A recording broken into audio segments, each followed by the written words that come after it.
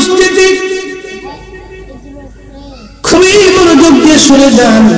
রুহের জগতে ছিলাম, সেখান থেকে দুনিয়াতে আল্লাহ আনলেন রহিমের জগতে। মায়ের পেটের মধ্যে কি চমৎকার আল্লাহর আইন। আল্লাহ পাক একটু শুক্রাণু থেকে আমার বডি নির্মাণ করলেন, রূহ নির্মাণ করেন নাই, বডি নির্মাণ করেছেন আল্লাহ। বাবার নির্গত খালাকাল ইনসানা মিন আলাক, খালাকাল ইনসানা মিন নুতফা। আল্লাহ পাক রব্বুল আলামিন মানব জাতিকে নুতফা থেকে, একটু পানি থেকে আমার আল্লাহ মায়ের পেটের মধ্যে তৈরি করতে লাগলেন। এই মায়ের পেটের ভিতরে রহিমের জগতে আল্লাহ রব্বুল আলামিন আমাকে পৌঁছালেন মাত্র একটা শুক্রাণু দিয়ে। আল্লাহ আমার বডি তৈরি করতেন মায়ের পেটের মধ্যে। আচ্ছা আপনারা বলেন, বডিটা আল্লাহ নির্মাণ করলেন, শেষে আল্লাহ বানাইলেন, এটা কি ডাক্তারের আইন না আল্লাহর আইন? তার মানে রহিমের জগতে আমাদের ক্ষমতা নাই, রূহের জগতে আমাদের ক্ষমতা নাই। মায়ের পেটের মধ্যে ছিলাম, কোন ক্ষমতা আমার ছিল না, আপনারও ছিল না। মায়েরও কোনো ক্ষমতা নাই, বাবারও কোনো ক্ষমতা নাই, ডাক্তারেরও কোনো ক্ষমতা নাই। একেবারে নির্মল পরিচ্ছন্ন জায়গা আল্লাহ আপনাকে কত সুন্দর করে রহিমের জগতে আল্লাহ রাখলেন, কতই চমৎকার করে আল্লাহ পাক রাখলেন, এত সুন্দর যদি আল্লাহ পাক বানাইলেন। লাকাদ খালাকাল ইনসানা ফি আহসানি তাকওয়িম।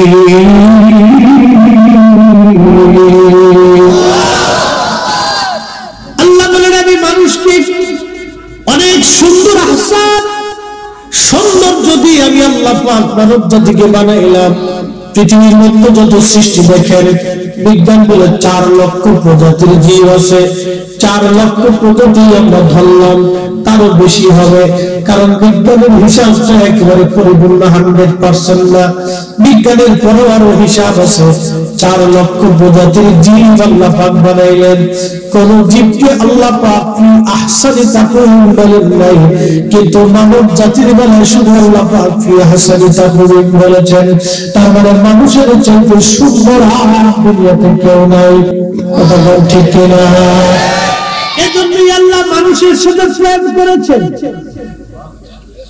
আল্লাহ ভালোবাসা কার সাথে হয়? জেনে বলে, শাহজালালকে আল্লাহ বন্ধু বানাইছেন, কথা ঠিক কিনা? শাহপরানকে আল্লাহ বন্ধু বানাইছে, কথা ঠিক কিনা? খাজা আজমিরিকে আল্লাহ বন্ধু বানাইছে, কথা ঠিক কিনা? হুজুর গাউসে পাশে আল্লাহ তার বন্ধু বানাইছে, কথা ঠিক কিনা? এখন যে বন্ধু বানাইলো আল্লাহ, তো বন্ধু বানানোর আগে হুজুর গাউসে পাকের মাথার থেকে পা পর্যন্ত আল্লাহ তার পাক সাফ বানাইয়া, কারণ আল্লাহ নিজে পাক, আল্লাহ বন্ধু যারা হবে তারাও পাক। কথা বুঝেন নাই মনে হয়? আল্লাহ নিজে নিষ্কলঙ্ক মুক্ত, আল্লাহ কোনো কলঙ্ক নাই, আইব নাই, দোষ নাই, ত্রুটি নাই, খাতা নাই, সব মুক্ত। আল্লাহ তার বন্ধুদেরকে মুক্ত বানাইয়া বন্ধু বানায়, কথা কোন ঠিক কিনা? আর ওলি আল্লাহর নাম শুনলে অনেকে শরীর ভিতরে চুলকায়, তোমারও তো চুলকাই।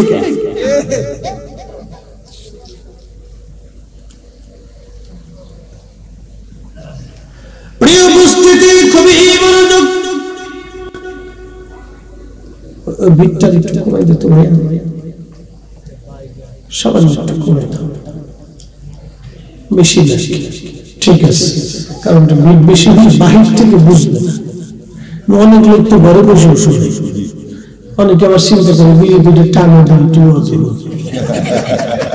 ওই কোনার বইয়া টানতেছে, টানের কি সুর দেখে। শীতকাল না, চাদরটা মোড়া দিয়ে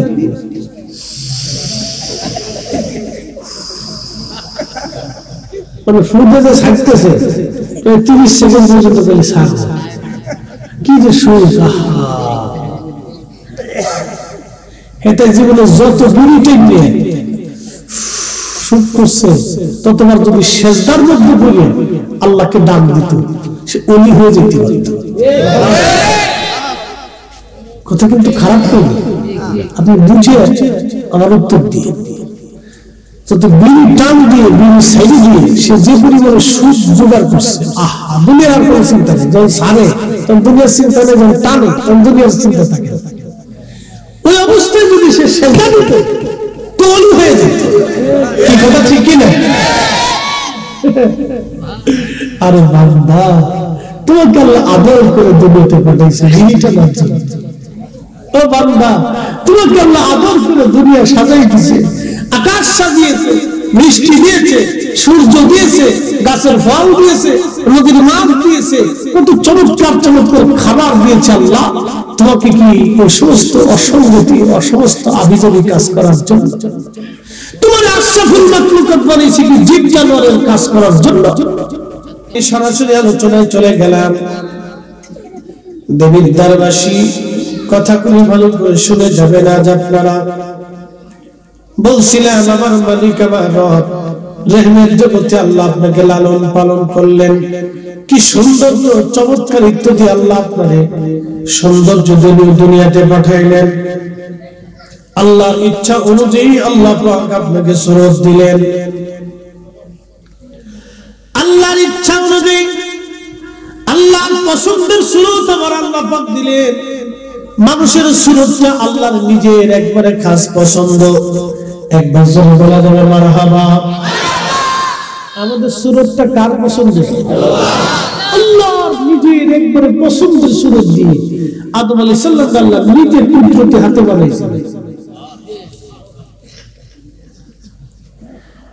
আদম আলাইহিস সালামের সুরত আমার সুরত, বাপের সুরত চলার সুরত একই সুরত। আমাদের এই আকৃতি প্রকৃতি আল্লাহর ইচ্ছা অনুযায়ী হয়েছে। আল্লাহ নিজে ইচ্ছা করে আমাদের আকৃতি প্রকৃতি আল্লাহ তৈরি করছেন, যাহা কোন সৃষ্টিকে, কোন জাতিকে, কোন মাখলুককে আল্লাহ দেন নাই, শুধু মানুষকে ভালোবেসে দিয়েছেন। এই জন্য ভালোবাসেন যেমন শাস্তিও তেমন। কি কথা বলবো? ভালোবাসেন যেমন শাস্তিটাও তেমন, খুব মজবুত শাস্তি।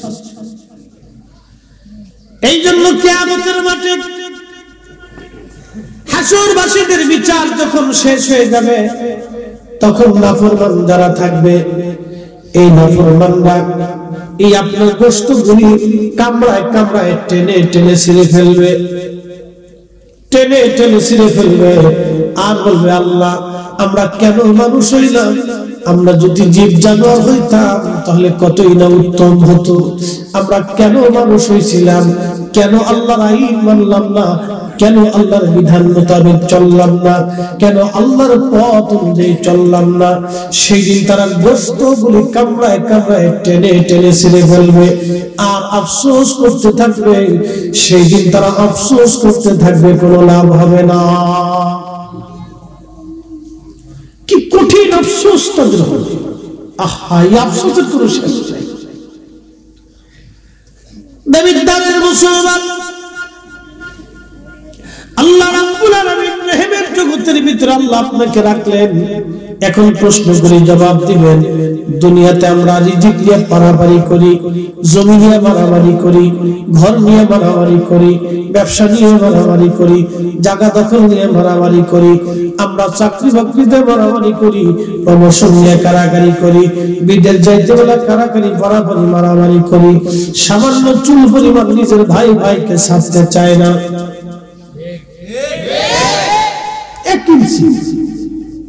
দিতে চাই না,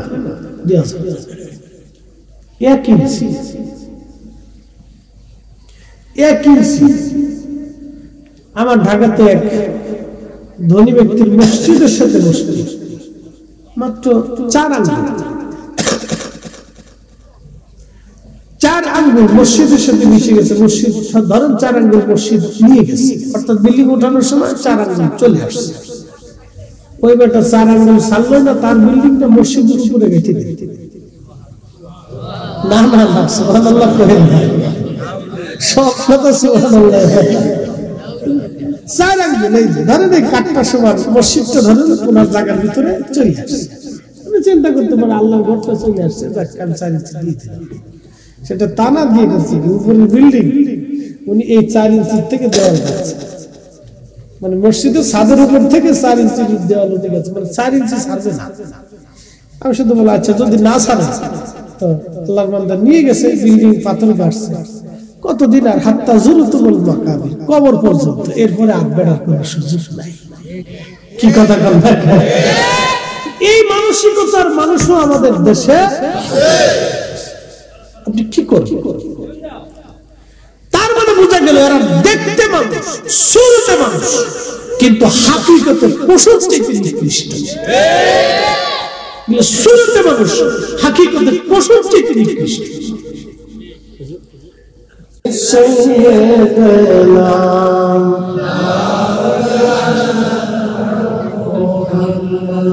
একসাথে বলি আল্লাহু আকবার।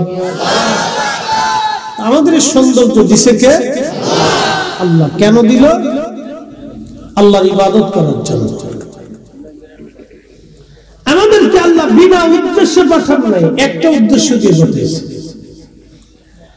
আল্লাহর কুরআন বলল ওয়ামা খালাকতুল জিন্না ওয়াল ইনসা ইল্লা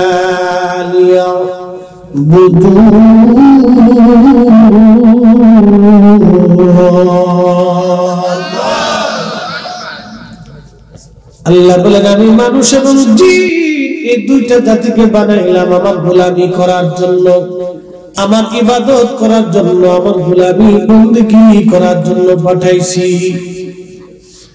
আল্লাহ রাব্বুল আলামিন পৃথিবীতে মানব জাতিকে আমার আল্লাহ পাঠাইলেন এই মানুষের সঙ্গে আল্লাহ প্রেম করার জন্য। বন্ধু খুব মনোযোগ দিয়ে ফেরেশতারা যখন আপত্তি করলো ক্বালু আতাজআলু ফিহা মাইয়ুফসিদু ফিহা ওয়া ইয়াসফিকুদ দিমা, ফেরেশতারা বলল আল্লাহ এমন কি জাতি তুমি পাঠাইবা যে জাতি দুনিয়ার মধ্যে যে ফসাদ বাঁধাবে। কি বাঁধাবে? ফসাদ ছাড়া কোনো গিরাম আছে? হ্যাঁ, ফসাদ ছাড়া কোনো গিরাম। ফেরেশতারা বলতে পারতো আল্লাহ তুমি কি এমন জাতি পাঠাবা যারা নামাজ পড়বে না, রোজা করবে না, হজ করবে না? তুমি কি এই জাতি পাঠাবা? ফেরেশতারা এই কথা বলে দুইটা শব্দ বলছে, ওয়াসফিকুদ দিমা, মাইয়ুফসিদু ফসাদ করবে, বিশৃঙ্খলা করবে, অশান্তি করবে, মারামারি করবে, কাটাকাটি করবে, রক্তপাত করবে। আপনাকে কোরআন বুঝতে হবে। আল্লাহর কালামে আল্লাহ বললেন, ফেরেশতারা সেই দিন আল্লাহকে বলল না আপনি কি এমন জাতি দুনিয়াতে পাঠাবেন যারা মারামারি করবে, ফসাদ বাঁধাবে, অশান্তি বিশৃঙ্খলা সৃষ্টি করবে? আপনি কি এমন জাতি বানাবেন? খুবই মনোযোগ দিয়ে শুনে যান। বাংলাদেশে নামাজ নিয়ে কোনোদিন ঝগড়া ছিল না। 1450 বছর ধরে এদেশে ইসলাম এসেছে। সাহাবীরা এই জমিনে কালেমার দাওয়াত নিয়ে এসেছিলেন, তারপরে বহু ওলিরা এসেছিলেন, শাহজালাল ইয়ামানি মুজাদ্দিদি এসেছেন। কিন্তু শাহজালাল ইয়ামানি মুজাদ্দিদি রাষ্ট্রীয়ভাবে এদেশে ইসলাম প্রতিষ্ঠিত করেছেন। তিনি গোবিন্দকে পরাজিত করে এই জমিনে কালেমার পতাকা উত্তোলন করেছিলেন। শাহজালাল ইয়ামানি মুজাদ্দিদি এসেছেন, কিন্তু শাহজালাল ইয়ামানি মুজাদ্দিদি রাষ্ট্রীয়ভাবে দেশে ইসলাম প্রতিষ্ঠিত করেছেন। তিনি গোবিন্দকে পরাজিত করে এই জমিনে কালেমার পতাকা উত্তোলন করেছিলেন। শাহজালাল ইয়ামানি মুজাদ্দিদির মতো এত ব্যাপকভাবে তার আগে কেউ পারে নাই, কিন্তু তারও আগে বহু ওলির আগমনে দেশে এসেছিল। আল্লাহর ওলি শাহজালাল ইয়ামানি মুজাদ্দিদি 800 বছর আগে একটা কালেমা আনলেন। আজকে আমার দেশের যারা বুকে হাত বেঁধে নামাজ পড়ে ওরা বলে এই কালেমা হবে না, মুহাম্মদুর রাসূলুল্লাহ পাশাপাশি লেখা যাবে না, এটা শিরক। আমরা স্লোগানে লিখি নারে রিসালাত ইয়া রাসূলুল্লাহ। অনেকে বলে থাকে নারে তাকবীর আল্লাহু আকবার দেওয়া যাবে, নারে রিসালাত ইয়া রাসূলুল্লাহ স্লোগান দেওয়া যাবে না। ওদেরকে জিজ্ঞেস করব, ব্যাটারে নারে রিসালাত ইয়া রাসূলুল্লাহ স্লোগান কেন দিতে পারবো না? জমিন তো তোমার বাপের জমিন না, জমিন আল্লাহ, আল্লাহর হাবিবের স্লোগান আল্লাহর জমিনে চলবে। কথা বলেন ঠিক কি না? জমিন কার? আইন চলে কার? আচ্ছা, আরেকটা কথা, আল্লাহর জমিনে আল্লাহর আইন চলার পরে আরেকজনের আইন চলে। আল্লাহর কোরআন বলল আতিউল্লাহ ওয়া আতিউর রাসূল, তোমরা আমি আল্লাহ মানার পরে নবী মানবা, আল্লাহ মানার পরে নবী মানবা। লিতুমিনু বিল্লাহি ওয়া রাসূলিহি, আল্লাহর উপরে ঈমান আনার পরে নবীর উপরে ঈমান আনবা। আল্লাহ মানার পরে নবী মানবা, আল্লাহর উপরে ঈমান আনার পরে নবীর উপরে ঈমান আনবা। আল্লাহ পাক রব্বুল আলামিন বলতেছেন ওয়ালিল্লাহিল ইজ্জাতু ওয়ালিল্লাহিল ইজ্জাতু ওয়ালিরাসূলিহি, ইজ্জত আমি আল্লাহর জন্য, আমি আল্লাহর পরে আমার নবীর ইজ্জত, ওয়ালিরাসূলিহি আমার রাসূলের জন্য, আল্লাহর পরে নবী, আল্লাহর পরে নবী, আল্লাহর পরে নবী। কোরআনের 40 আয়াতে আল্লাহ তার নামের পরে রাসূল শব্দ ব্যবহার করেছেন। আযানে আল্লাহর পরে মুহাম্মদুর রাসূলুল্লাহ শব্দ ব্যবহার হয়েছে, ইকামতে ব্যবহার হয়েছে, খুতবায় হয়েছে, তাশাহুদে নবীর সালাত হলো। এত জায়গায় তুমি শিরক পাইলা না, খালি নারে রিসালাতের স্লোগান দিতে গেলে তুমি শিরক খুঁজে পাও। তার মানে বোঝা গেল তুমি হলো বর্তমান জামানার ফিতনা ফাসাদকারী আযাজিলের দালাল। উচিত কথা বললেই নয় বাজারে যায়, উচিত বললেই নয় বাজারে। নবীদারের মুসলমান, জমিন আল্লাহ, আসমান আল্লাহ, আল্লাহর জমিনে আল্লাহর আইন মানার পরে আরেকজনের আইন মানতে হয়। তিনি আমার নবী, এই জন্য নবী ছিলেন সাহেবে শরীয়ত। কাবা শরীফের মক্কাতুল মুকাররমার দিকে আপনারা ফিরে নামাজ পড়েন কিবলামুখী হইয়া, ঠিক কি না? আচ্ছা, আপনারা বলেন, আপনারা নামাজে দাঁড়াইলেন, ওযু আছে, এরপরে আপনার পোশাক ঠিক আছে, জায়নামাজ ঠিক আছে, নামাজের ভিতরে বাহিরে 17 ফরজের মধ্য দিয়ে দাঁড়াই গেলেন, কিন্তু 17 ফরজের মধ্যে একটা ফরজ বাদ গেল। সেই ফরজের নাম হলো কিবলামুখী হইয়া নামাজ পড়া। এখন আপনি কিবলার দিকে না ফিরে যদি উত্তর দিকে ফিরে নামাজ পড়েন, আপনি জানেন এই দিকে কিবলা, কিন্তু আপনি ঘুরে গেছেন ডান দিকে, নামাজ হবে না। জোরে জোরে জোরে। কিন্তু এই 17 ফরজের এক ফরজ, এই ফরজটা হয়েছে আমার নবীর ইচ্ছা। একসাথে বলবেন আল্লাহু আকবার। কার ইচ্ছা? আল্লাহ রাসূলের ইচ্ছা। আমাদের এই দিকের কিবলাটা ছিল বাইতুল আকসার দিকে। নবী বাইতুল আকসার দিকে ফিরে ফিরে নামাজ পড়ে, কিন্তু নামাজে বারবার আসমানের দিকে তাকায়। যদিও চেহারা বাইতুল আকসার দিকে, কিন্তু আমার নবীর মনটা কিবলার দিকে। আল্লাহ ডাক দিলেন, হাবিব আপনি বারবার আসমানে তাকান, আপনার মন কিবলার দিকে ঘুরে আছে। হুজুর আমি আপনাকে কিবলার দিকে ঘুরাই দিলাম, যেই দিকে আপনি ঘুরে যেতে চান, অর্থাৎ আপনার মন যেই দিকে সাইদা কিবলার দিকে ঘুরে যাইতে। ইয়া রাসূলুল্লাহ, আজকে থেকে কিবলামুখী হয়ে কাবা শরীফমুখী হয়ে নামাজ পড়া আমি আল্লাহ বাধ্যতামূলক করে দিলাম, ফরজ বানাই দিলাম। আমার নবীর ইচ্ছা। কার ইচ্ছা? এই জন্য রাসূল ছিলেন সাহেবে শরীয়ত, শরীয়ত পূর্ণতা। এই জন্য আল্লাহর আইনের পরে এই জমিনে যার আইন চলে তিনি আমাদের নবী। কথা বলেন ঠিক না ঠিক?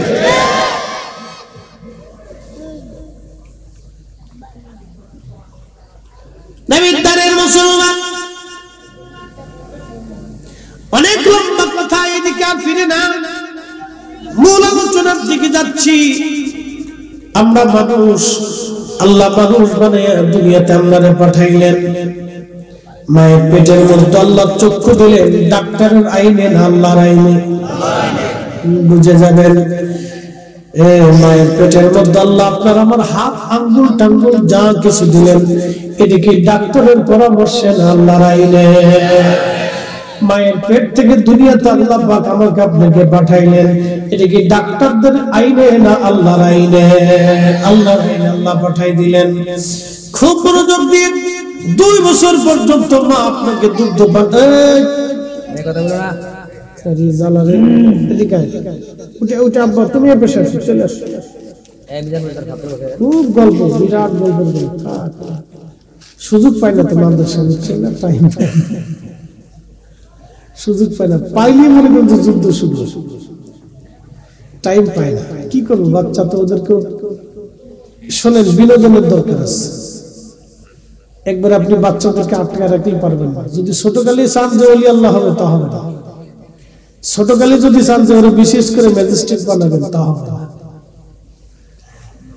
বুঝতে পারছেন? আমাদের দেশের কি বলবো বলে লাভ নাই। শিক্ষা ব্যবস্থা কোন সিস্টেমে চলতেছে আল্লাহ জানে।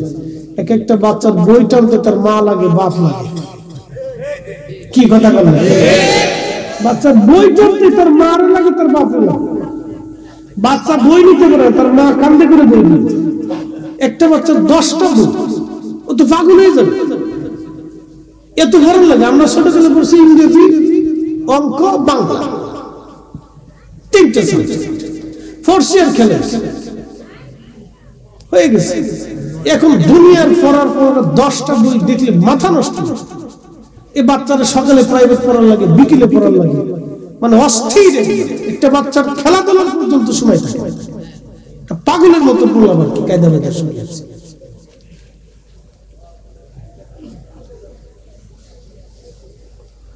প্রিয় উপস্থিতি, শুধু পড়াইলে তো হবে না, ওদেরকে খেলাধুলার সময় দেওয়া লাগবে। ওদেরকে মেধা বিকাশ অর্থাৎ প্রকৃতির সৌন্দর্য ঘুরে ফিরে এগুলি দরকার আছে বাচ্চাদের। এই জন্য যার বয়স যতটুকু, তার ততটুকু বিদ্যায় মাথায় ভার দিতে হবে। এর বেশি দিয়ে দিলে বিরাট বড় বিপদ। কেউ যদি বোঝা নিতে পারে 1 মণ, তার উপরে 4 মণ চাপাই দিলে তার দিতে হবে। লোড যে যতটুকু নিতে পারবে সে ততটুকু। আচ্ছা আপনারা বলেন তো, 6 বছরের মেয়ে বিয়ে দিয়ে বাচ্চা পাওয়ার আশা করা যায়? হ্যাঁ, তার বিয়ে দেওয়া যায়? ও বিয়ের কিছু বুঝে। 6 বছরের বাচ্চা মেয়ে বিয়ে দিলে যে অবস্থা হয়, ও সত্যকালে ম্যাজিস্ট্রেট বানানোর চিন্তা করলে সেই অবস্থা হয়। যার যার অনুভূতি তাকে সেইভাবে লোড দিত। প্রিয় উপস্থিতি, খুব মনোযোগ। আল্লাহ রাব্বুল আলামিন পৃথিবীতে মানব জাতিকে পাঠাইলেন। মানব জাতিকে পাঠাই আমার আল্লাহ রাব্বুল আলামিন কি জন্য পাঠাইলেন? আল্লাহর উদ্দেশ্যই মানুষ আল্লাহর গোলামি করবে। তার মানে আমরা ছিলাম রূহের জগতে, আসলাম আমি রেহেমের জগতে। এরপরে আমি যে জগতে আসলাম, এই জগতের নাম দুনিয়ার জগৎ। দুনিয়া পাওয়ার পরে আমি আগের সবগুলি ভুলে গেলাম, পরের গুলিও আমি ভুলে গেলাম। আল্লাহ দুনিয়ার জগতে আসার পরে আল্লাহ জানে মানুষ যদি ভুলে যাবে, মানুষের স্মরণে থাকবে না। সেই জন্য আল্লাহ 1.25 লক্ষ নবী পাঠাইয়া, আসমানি কিতাব পাঠাইয়া আল্লাহ পাকে মানব জাতিকে সতর্ক করে বললেন, বান্দা আমি তোমাকে সৃষ্টি করেছি, আমি তোমাকে আইন দিয়েছি, আমি তোমাকে খাবার দিয়েছি, আমি তোমাকে রিজিক দিয়েছি, তোমরা আমি আল্লাহর ইবাদত করবে। এই জন্য আল্লাহ কুরআন বলল, আ'বুদুল্লাহ ولا تشركوا به شيئا وبالوالدين إحسانا واعبدوا الله দিয়ে আল্লাহ বলেন, বান্দা আল্লাহর ইবাদত করো। আমি মালিকের ইবাদত করো, আমি রবের ইবাদত করো, আমি আল্লাহর ইবাদত করো। তুমি আমি আল্লাহর ইবাদত করো, আমি আল্লাহর ইবাদত করো তুমি। ওয়ালা তুশরিকু বিহি শাইয়া, ইবাদত তো করবাই, আমি আল্লাহর সাথে কাউকে শরীক করবে না, আমি আল্লাহর সাথে শিরিক করবে না। আমি আল্লাহ তো আল্লাহ, আমি আল্লাহ তো আল্লাহ, আমি আল্লাহর প্রতি পরিপূর্ণ ইয়াকিন তুমি রাখবা। আচ্ছা বলেন তো, যিনি রিজিক দেন সে মালিকের নাম আল্লাহ। হ্যাঁ, জোরে বলতো। মাছের ডিম দেয় আল্লাহ, মাছের যে ডিম দেয় এটা কি ডাক্তারের আইনে না আল্লাহর আইনে? জমিনে পানি হয়, বৃষ্টি হয়, এটা কি বাংলাদেশের আইনে না আল্লাহর আইনে? এখন যে শীতকাল আসলো, এই শীতকালের পর আর একটা কাল আসবে বসন্ত, এরপরে গ্রীষ্ম, তারপরে বর্ষা। এই কালগুলি কি আমাদের আইনে না আল্লাহর আইনে? সব কিছু যদি আল্লাহর আইনে চলে, তাহলে বলেন আমাদের জীবন চলবে কার আইনে? আল্লাহ আল্লাহ আল্লাহ। এই ছোট্ট কথাটা আমাদেরকে বুঝেন। শাহজালাল ইয়ামানি মুজাদ্দিদি এসেছেন, কিন্তু শাহজালাল ইয়ামানি মুজাদ্দিদি রাষ্ট্রীয়ভাবে দেশে ইসলাম প্রতিষ্ঠিত করেছেন। তিনি গুরু গোবিন্দকে পরাজিত করে জমিনে কালেমার পতাকা উত্তোলন করেছিলেন। শাহজালাল ইয়ামানি মুজাদ্দিদির মধ্যে এত ব্যাপকভাবে তার আগে কেউ পারে নাই, কিন্তু তারও আগে বহু ওলির আগমনে দেশে এসেছিল। আল্লাহর ওলি শাহজালাল ইয়ামানি মুজাদ্দিদি 800 বছর আগে একটা কালেমা আনলেন। আজকে আমার দেশের যারা বুকে হাত বেঁধে নামাজ পড়ে, ওরা বলে এই কালেমা হবে না, মুহাম্মদুর রাসূলুল্লাহ পাশাপাশি লেখা যাবে না, এটা শিরক। আমরা স্লোগানে লিখি নারে রিসালাত ইয়া রাসূলুল্লাহ, অনেকে বলে থাকে নারে তাকবীর আল্লাহু আকবার দেওয়া যাবে, নারে রিসালাত ইয়া রাসূলুল্লাহ স্লোগান দেওয়া যাবে না। ওদেরকে জিজ্ঞেস করব, বেটারে নারে রিসালাত ইয়া রাসূলুল্লাহ স্লোগান কেন দিতে পারবো না? জমিন তো তোমার বাপের জমিন না, জমিন আল্লাহ, আল্লাহর হাবিবের স্লোগান আল্লাহর জমিনে চলবে। কথা বলেন ঠিক কি না? জমিন কার? আল্লাহ। আইন চলে কার? আল্লাহ। আচ্ছা, আরেকটা কথা, আল্লাহর জমিনে আল্লাহর আইন চলার পরে আরেকজনের আইন চলে। আল্লাহর কোরআন বলে আতিউল্লাহ ওয়া আতিউর রাসূল, তোমরা আমি আল্লাহ মানার পরে নবী মানবা, আল্লাহ মানার পরে নবী মানবা। লিতুমিনু বিল্লাহি ওয়া রাসূলিহি, আল্লাহর উপরে ঈমান আনার পরে নবীর উপরে ঈমান আনবা।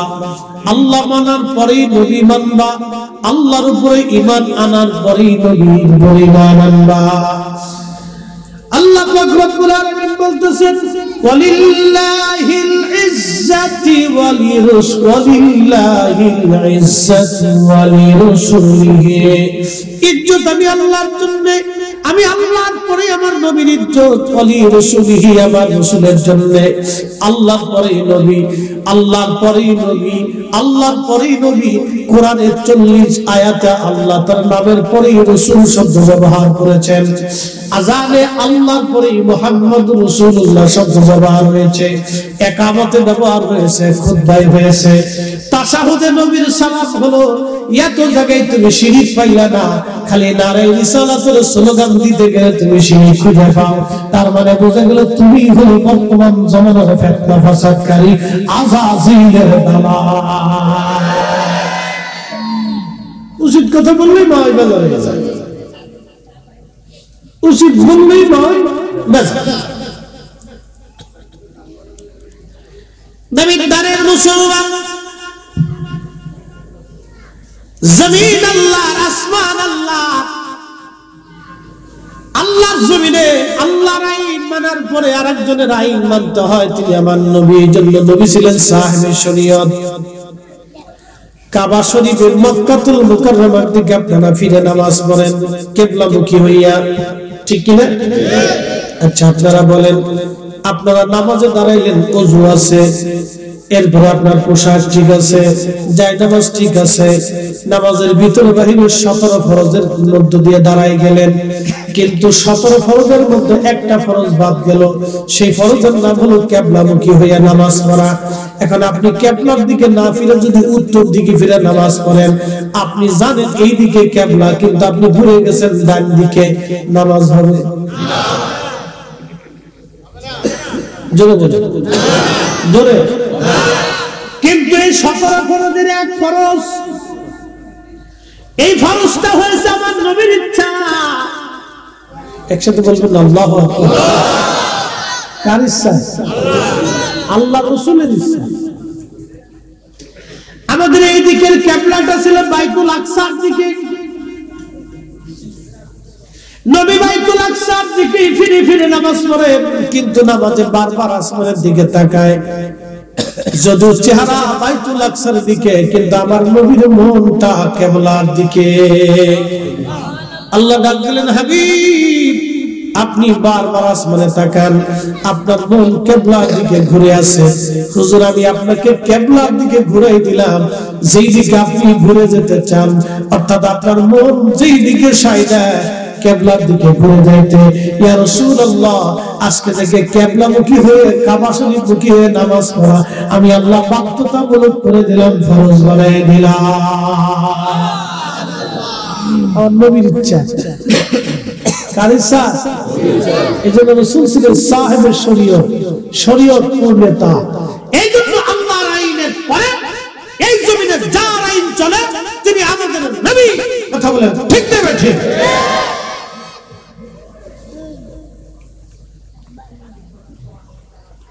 নবীর দ্বারের মুসলমান। অনেক লম্বা কথা, এদিকে আর ফিরে না, মূল আলোচনার দিকে যাচ্ছি। আমরা মানুষ, আল্লাহ মানুষ বানাইয়া দুনিয়াতে আমাদের পাঠাইলেন। মায়ের পেটের মধ্যে আল্লাহ চক্ষু দিলেন, ডাক্তারের আইনে না আল্লাহর আইনে? বুঝে যাবেন। মায়ের পেটের মধ্যে আল্লাহ আপনার আমার হাত আঙ্গুল টাঙ্গুল যা কিছু দিলেন, এটা কি ডাক্তারের পরামর্শে না আল্লাহর আইনে? মায়ের পেট থেকে দুনিয়াতে আল্লাহ পাক আমাকে আপনাকে পাঠাইলেন, এটা কি ডাক্তারদের আইনে না আল্লাহর আইনে? আল্লাহর আইনে আল্লাহ পাঠাই দিলেন। খুব মনোযোগ দিয়ে 2 বছর পর্যন্ত মা আপনাকে দুধ পাঠায়। কথা বলো না জালালে এদিকে উঠে উঠে আব্বা তুমি এ পেশা চলে আসো। খুব গল্প, বিরাট গল্প। সুযোগ পাই না তোমাদের সঙ্গে, টাইম সুযোগ পাই না, পাইলে মনে করছে যুদ্ধ শুরু, টাইম পাই না। কি করবো, বাচ্চা তো ওদেরকে শোনেন, বিনোদনের দরকার আছে। একবার আপনি বাচ্চাদেরকে আটকে রাখতেই পারবেন না। যদি ছোটকালে চান যে ওলি আল্লাহ হবে, তা হবে না। ছোটকালে যদি চান যে ওরা বিশেষ করে ম্যাজিস্ট্রেট বানাবেন, তা হবে না। বুঝতে পারছেন? আমাদের দেশের কি বলবো বলে লাভ নাই। শিক্ষা ব্যবস্থা কোন সিস্টেমে চলতেছে আল্লাহ জানে। এক একটা বাচ্চার বই টানতে তার মা লাগে, বাপ লাগে। কি কথা বললেন? বাচ্চার বই টানতে তার মার লাগে, তার বাপ লাগে।